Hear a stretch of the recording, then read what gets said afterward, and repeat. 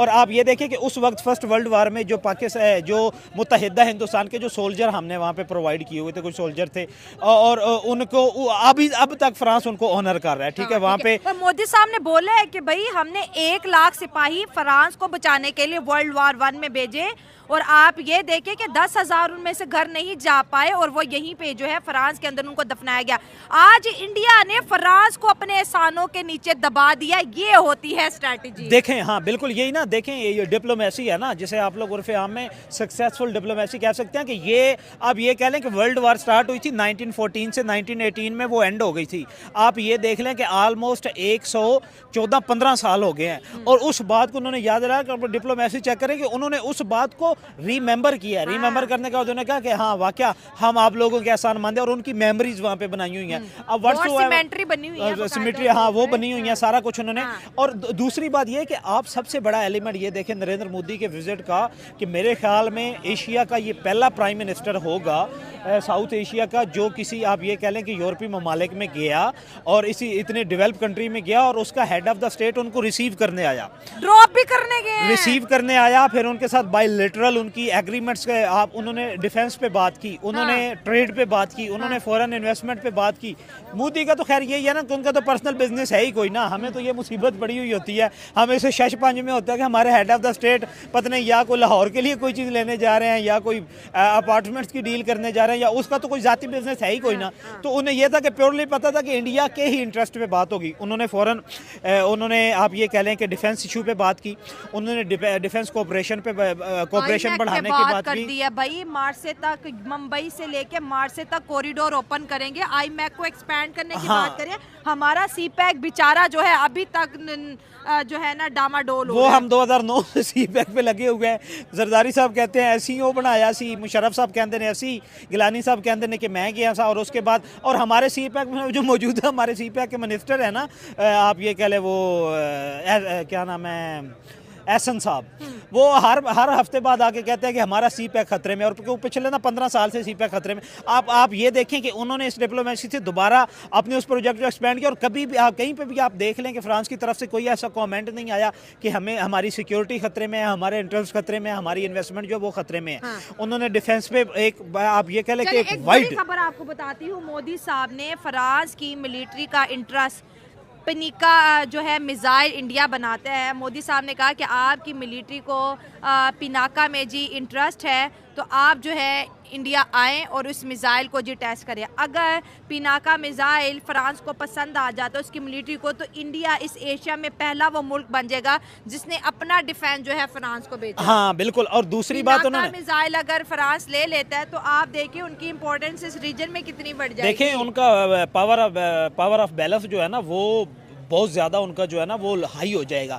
दूसरी बात उन्होंने ये किया कि अगर आपको इंटरेस्ट है, और ये भी नो डाउट एक रियासत की तरफ से बड़े खुले दिल का मुजाहरा है, उन्होंने कहा कि आप आएँ, आप चेक करें, आपको पसंद आता है तो हम उसको आपके राइट्स देंगे, आप बेशक फ्रांस में उसको आप लोग बनाएं। अच्छा। हम उसको फ्रांस में बनाएं, हम उसके राइट्स भी देंगे आपको जी, मेड इन फ्रांस के आपको हम देंगे कि आप मेड इन फ्रांस, हम आपके साथ टेक्नोलॉजी शेयर करेंगे। आप देखें ना ये अब जो रिस्पॉन्सिबल स्टेट होते हैं ना, उन्होंने ये नहीं कहना कि हम आपको वो दे देते हैं, वो उसकी आप ये कह लें कि रेंज चेक करवाएंगे, उसकी फिजिबिलिटी चेक करवाएंगे, अप्रेजल स्टडी देंगे, उसके बाद उनके साथ उसकी टेक्नोलॉजी जो है वो शेयर कर देंगे, उसके बाद फ्रांस जो है वो खुद बनाएगा। बिल्कुल, जिस तरीके से अभी सबसे बड़ी बात ये कि जो इंडिया की इम्पोर्टेंस है ना वो यूरोप के लोगों को भी समझ आ रही है, और इसके अलावा अमेरिका को भी समझ आ रही है। अच्छा। अगर हम पहले अमेरिका की बात करें, मोदी उन टॉप लीडर्स में आते हैं, इसराइल के बाद कुछ और लीडर्स के बाद, जो ट्रम्प ने खुद उनको बुलाया कि आओ इधर विजिट कर लो। उसकी वजह यह है कि इंडिया की जो इकोनॉमी है अभी बूम पे चल रही है, और इससे यूरोप बिल्कुल फ़ायदा उठाएगा,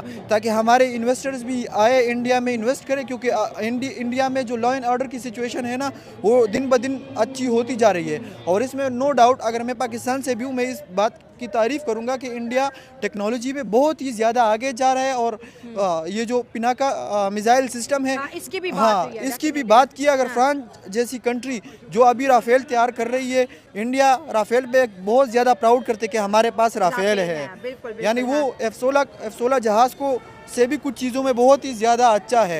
यानी F-16 जंगी जहाज़ को यानी वो बैटल हार्डेड समझा जाता है कि वो दुनिया के हर जगह में टेस्ट हुआ है, यानी उस चीज़ों को भी काफ़ी पीछे छोड़ा है।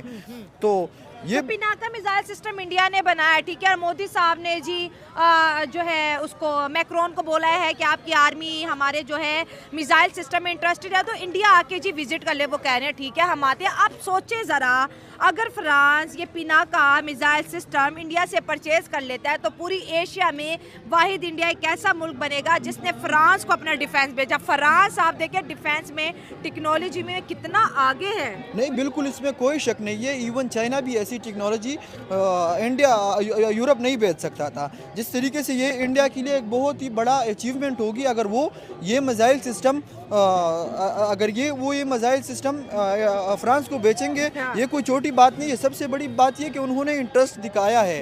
यानी यूरोप इतना पागल नहीं है कि यार एवी आ जाएगा और इंडिया में देख लेगा। उन्होंने पहले रिसर्च की होगी कि ना कुछ है इस सिस्टम में। ठीक है, मानते हैं भाई इंडिया टेक्नोलॉजी में अब बहुत ज़्यादा जो है उसने एक बूस्ट पकड़ा है और अच्छी बात है। वक्त के चैलेंजेस को अगर पहले ही भांप ले तो वो कहते हैं ना फ्यूचर के लिए आपकी बेस्ट प्लानिंग होती है।